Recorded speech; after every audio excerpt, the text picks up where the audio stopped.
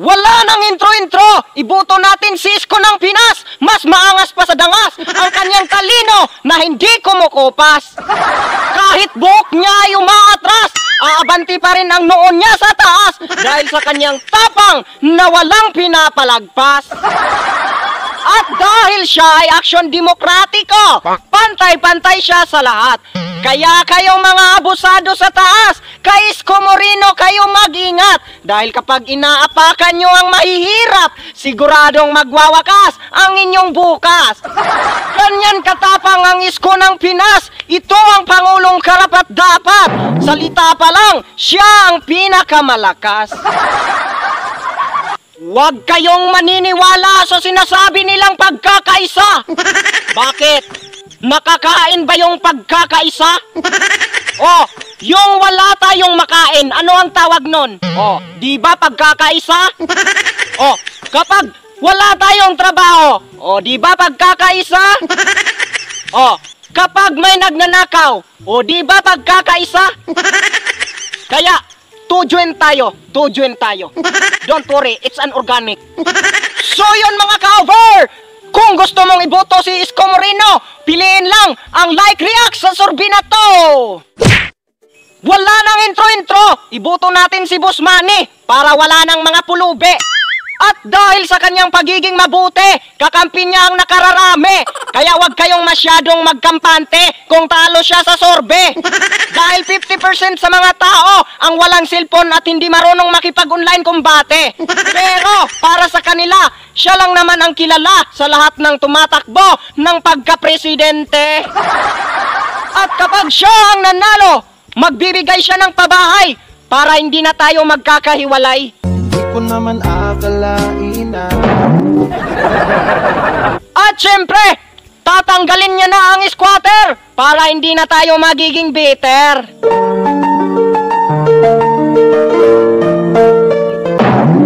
Alam nyo ba kung bakit better? Kasi alam mo na nahihirapan ka na, nasasaktan ka na, pero mas nananatili ka pa rin para lang may forever. Labis na nasaktan ako. At syempre, susugpuin niya ang kurap para hindi na tayo palagi na lang nangangarap. Labis na nasaktan ako. Alam nyo, hindi naman sa pagiging bias kaya ko ito sinasabi. Pero real talk lang naman to mga pre. Yung mga magulang namin, si Manny Pacquiao lang ang kilala nila sa mga tumatakbong pagka-presidente. Alam nyo ba kung bakit? Kasi wala naman sila sa social media. Paano nila makikilala ang mas nakakahigit at mas nakakabuti? At saka wag kayong manghusga kasi ito ang ebidensya. Alam nyo, nung elementary pa ako, pumupunta ako ng school, dala-dala lamang ang aking lagay. Pero pag uwi ko sa bahay, puno na ang bag ko sa humay. Dahil sa panalo ni Manny Pacquiao at sa labis niyang mapagbigay. Tuwang-tuwa ang aking nanay dahil makakain na kami sa umaga, tanghali, hapon. At hanggang sa maubos ang grasya ni Manny Pacquiao na galing sa kanyang pakikipag-boxing na buwis buhay. Lalaban ako sa mundo, dala ang pangalan mo. Pinoy ako, Pinoy tayo. Lalaban ako sa mundo, kapalit may buhay ko.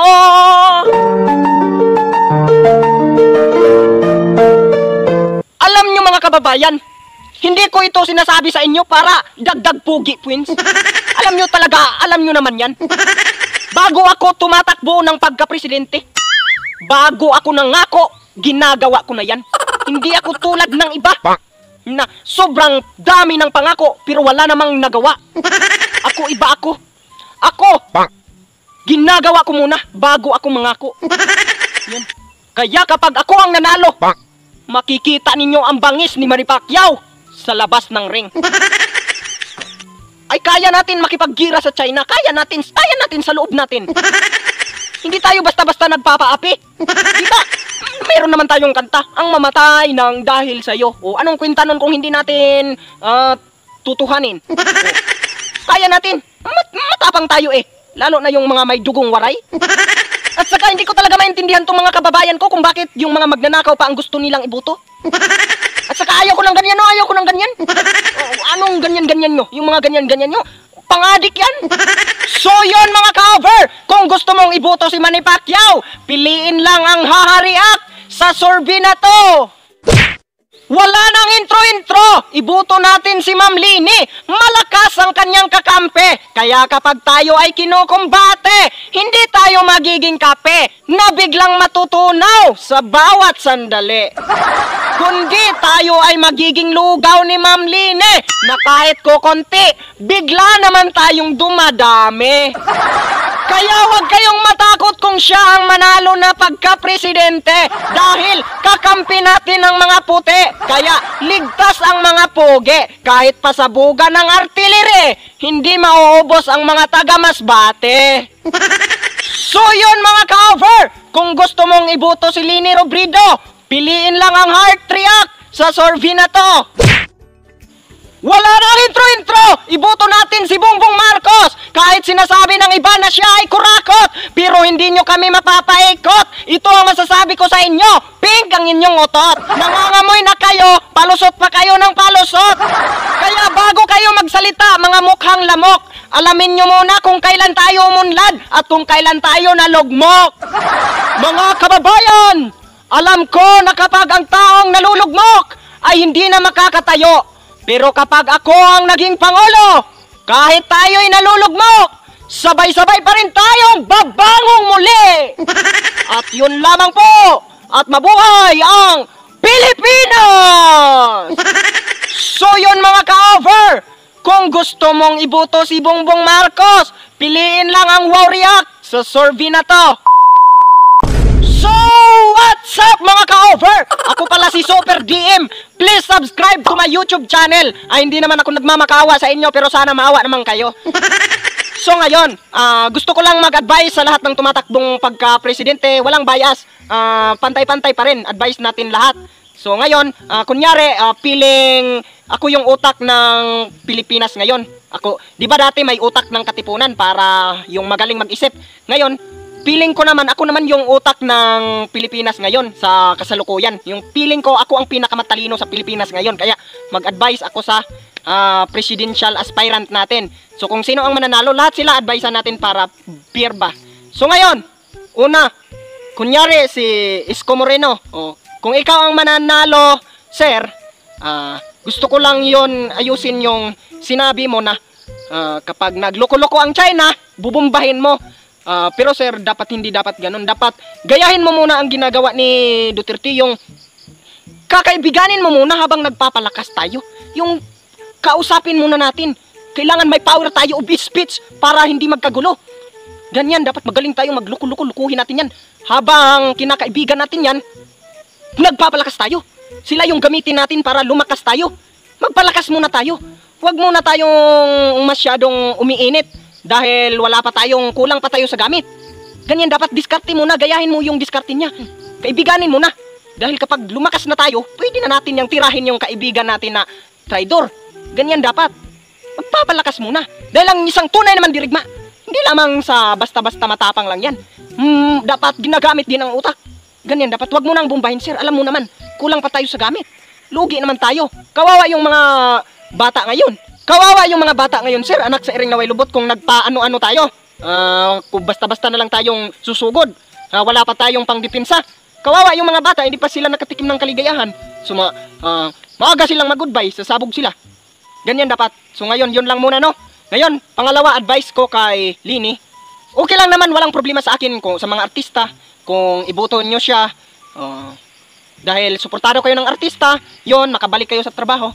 Pero, ang gusto ko lang sa kanya iribat, yung mga basher, gusto ko lang patunayan sa kanya na hindi totoo ang sinasabi ng mga basher. At saka kapag ikaw naman ang nanalo, Madam Lini, gusto kong patunayan mo sa mga basher na hindi totoo ang sinasabi nila. Kasi sabi nila, malakas daw ang loob mong makipaglaban kasi kakampi mo ang puti. Hindi naman pwede yun. Kailangan magaling ka in commander-in-chief. Hindi lang yung sinusuportahan ka lang kasi magkakaroon sila ng trabaho. Hindi ganon. Dapat magaling ka din in commander-in-chief. Huwag kang umasa sa putian kasi hindi yan tutulong hanggat hindi tayo natatalo. Kawawa tayo. Huwag kang umasa kasi sinasabi nga ng ating bayani, di ba? Walang ibang magmamahal sa Pilipinas kundi tayo. Walang ibang magmamahal sa ating bayan kundi tayong mga Pilipino. Kaya ang ibig sabihin, walang ibang magpapaunlad sa ating bansa bansa kundi tayo. Hindi nga tayo marunong magpaunlad. Tapos yung inaatupag natin yung gulo. Wag mo nang ganon. Yan ang sinasabi ng basher, patunayan mo. Wag kang dumidikit dyan sa Amerikano. Hindi tayo tutulungan yan na mapaunlad tayo. Magpaunlad muna tayo bago tayo manggulo. Ayan. At ang advice ko kay Bongbong Marcos, bilisan ko lang kasi mapupul storage na. Dapat may lahi ka, may anak ka na marami. Paano kapag nabaog yan yung anak mo isa lang? O, wala na, mauubos na ang lahing Marcos. Paano kapag nagustuhan ang serbisyo? Paano kapag nagustuhan ang serbisyo mo sa mga tao? O hindi na kayo makapagserbisyo kapag naubos ang lahi nyo. Dapat kasi dalawa ang anak mo kasi kapag baog ang isa, yung isa makakaanak pa yon kung hindi yon baog. Di ba? Dadami ang lahi ninyo. Hindi mauubos ang lahi ninyo. Dapat kayo ang dapat na magsilbi kapag nagugustuhan kayo. Paano yan? Isa lang ang anak mo. Kapag baog yan, hindi na magkakaanak. Sino pang susunod na Marcos ang magsiserbisyo sa bayan? Kaya dapat dalawa anak mo. Kasi kapag baog ang isa, makakaanak pa yung isa. Dapat paramihin nyo ang lahi nyo sakaling magustuhan kayo ng tao. Yan ang advice ko sa inyo, Bongbong Marcos.